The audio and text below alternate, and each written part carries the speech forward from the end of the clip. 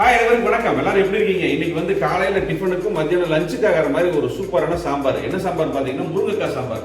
முருங்கைக்காய் மட்டுமே போட்டு ஒரு அருமையான சாம்பார் செஞ்சுக்கிற போறேன். எப்படி செய்யணும் பார்க்கலாம், வாங்க வீடியோக்குள்ள போலாம். நான் ஏற்கனவே பாருங்க குக்கர்ல ஒரு 150 கிராம் பருப்பு எடுத்து 4 தக்காளி போட்டு நல்லா வேக வச்சு வச்சிருக்கிறேங்க. இது ஒரு ஓரமா இருக்கட்டும்.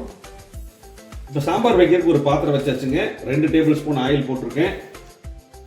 1 டீஸ்பூன் கடுகு, 1 டீஸ்பூன் சீரகம், 1/4 டீஸ்பூன் வெந்தயம், அது 100 கிராம் சின்ன வெங்காயம், கறிவேப்பிலைங்க. இது கூட 2 வரமிளகாய் சேர்த்துக்கலாங்க. இன்னைக்கு சாம்பாருக்கு வந்து ஒரு 3 முருங்கையை இந்த மாதிரி சைஸ்ல கட் பண்ணி வச்சிருக்கிறேங்க. இப்போ வெங்காயம் பாருங்க 50% வதங்கிடுச்சு. இந்த முருங்கையெல்லாம் சேர்த்துக்கணும். அடுத்தது 1/4 டீஸ்பூன் குறைவான மஞ்சள் தூளுங்க.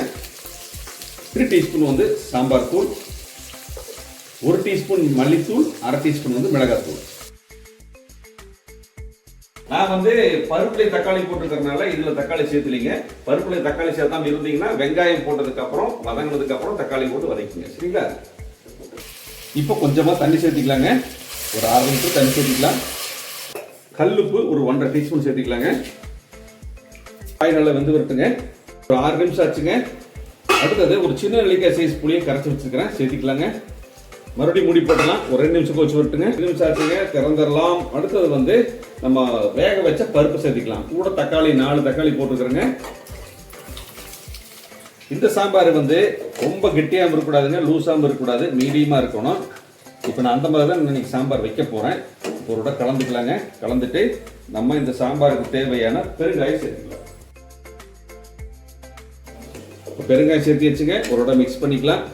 மிக்ஸ் பண்ணிட்டு மறுபடியும் 2லிருந்து 3 நிமிஷம் மீடியமான ஃப்ளேமில் கொதிச்சு வரும். இப்போ 2 நிமிஷம் ஆச்சுங்க, ஓப்பன் பண்ணிடலாம். நல்ல கம வாசனையோட முருங்கைக்காய் சாம்பார் ரெடிங்க. காலையில் டிஃபன், மத்தியானம் லஞ்சு ரெண்டுக்குமே இது சூப்பராக இருக்கும். இப்போ நம்ம வந்து கொஞ்சமாக கொத்தமல்லி தூவிடலாம். இப்போ நம்ம அடுப்பு ஆஃப் பண்ணிட்டு ஒரு தாளிப்பு கொடுத்துடலாங்க. அவ்வளோதாங்க, தாளிப்பு சேர்த்தியாச்சு. ஒரு அட்டகாசமான முருங்கைக்காய் சாம்பார் ரெடி. இதே மாதிரி நீங்களும் ட்ரை பண்ணி பார்த்துட்டு எப்படி இருக்குன்னு சொல்லுங்கள். நன்றி, வணக்கம். அடுத்த பார்க்கலாங்களா? பாய்.